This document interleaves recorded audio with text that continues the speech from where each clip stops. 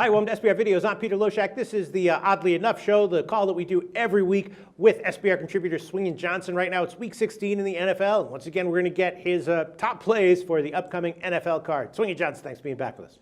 Loshak, you, my friend, are one freaky deaky mofo because last week you could feel the old swinger swag returning. And you know what? Not one, not two, but three lockline winners for a clean sweep in my week 15 NFL picks. Nice. You swept it last week. Did I say that I thought you were going to do well? You did, man. You just know when the confidence is there. I've said this how many times now? Half a dozen? 7 or 8, right? Right. Well, maybe it's good because my first impression, not giving too much thought on it, is you sound pretty loose and confident this week as well. So how many picks do you have for us this week? I've got 3 big picks, including a maximum play 5-unit job and also my pick of the year. Pick of the year? That's correct. How many picks of the years do you give each year?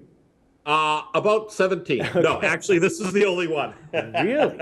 All right. Okay. Let me see if I can predict it. Just give me 1 second. I'm gonna think if I can predict it. We might have to. Well, I think we'll cut out the time when I'm thinking. Wait, let me think. Your pick of the year. Let me think. Let me just think. Look over the card here. Let me just look over the card here. Looking over the card. All right. I predict that your pick of the year is going to be Dallas -3, but we'll see when we get to it. All right. What's your first pick this week, Swingin Johnson? All right, Loshak, first on the docket, Vikings Dolphins. You know, quite frankly, I was surprised to see that the Fins listed as a touchdown favorite, particularly in light of the fact that they have failed to cover the number in their last 3 contests, and they've averaged only 13 points per game. Now, this is not the same Miami team we saw earlier in the year, but some people seem to think this team still has some spunk left, but unfortunately, that's just what's dribbling down Ryan Tannehill's chin. As you know, Loshak, as you know, Loshak, Miami's playoff aspirations dashed last week when the Patriots throttled them to 41-13.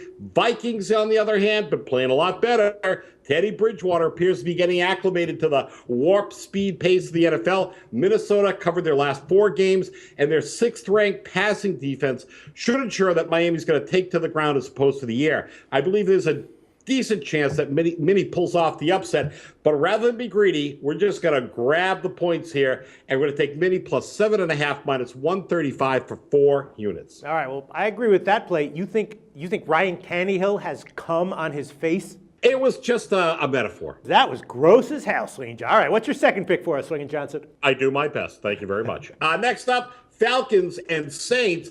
Loshak, could the Falcons possibly be facing a worse matchup than Drew Brees and the potentially explosive offense of the New Orleans Saints? Now, as you know, Atlanta sports the very worst passing defense against the 3rd-ranked passing offense. So I guess to answer my question, could he be facing a worse matchup? Well, technically, yes. I guess he could be facing Pittsburgh or Indianapolis, who've averaged more passing yards per game. But why quibble? Drew Brees is at home, and outside of the 31-10 aberration in Carolina, his team has been scoring in bunches recently. Falcons, hey, let's give it to them. They have a very good passing attack of their own, but they break down when they're behind. I cannot see a world in which Matty Ice outguns Drew Brees in this one, because once Atlanta gets behind, Matty's going to be tossing up more Hail Marys than Our Lady of the Immaculate Reception. New Orleans Saints minus 5.5 for 3 units. All right, that's interesting, though. You know that the Saints have lost 4 straight games outright as a home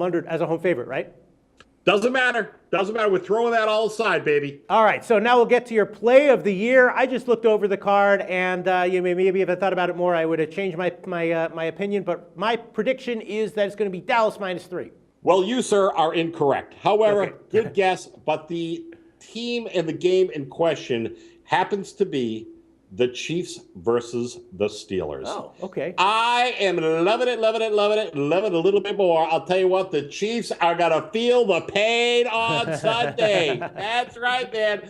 And forget about their 31-10 revenge slaying of the Raiders last week. that does nothing to mitigate my enthusiasm for including the Pittsburgh Steelers as my NFL pick of the season. Here's the deal.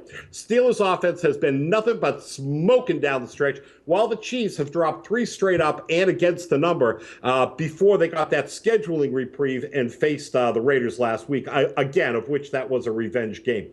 This week, they're going to be back to reality. They're going to be forced to run against a very good run-stop unit of Pittsburgh, which ranks 10th. The Chiefs cannot pass to begin with. They're ranked 30th in the league, so they're not even going to dare to do so until they fall behind. Steelers, on the other hand, have Big Ben pulling the trigger as he leads the second-ranked passing attack, but that attack is only going to rear its head after Le'Veon Bell. Didn't Elton John sing about him? Le'Veon liked his money. Or was that Levon? I'm not sure. But anyway, Le'Veon Bell runs the Steelers' 11th ranked rushing attack over the Chiefs' 28th ranked rushing defense. Once their run softens up the Chiefs' defense, look for Big Ben to use play action to go deep and torch the Chiefs all afternoon. This game has blowout written all over it. Pittsburgh Steelers -3 for 5 big units play of the year. All right, I can see it. I knew it was going to be a small home favorite for a play of the year, the way you think. But yeah, I certainly can't disagree with that. I've heard opinions that the over might be a great play in this game as well. But for me, it would definitely be Pittsburgh or nothing. Maybe I'll tell you and go big on it. Swingin Johnson, nice picks this week. I think you got another good week, honestly. And we'll see how this turns out. Talk to you next week.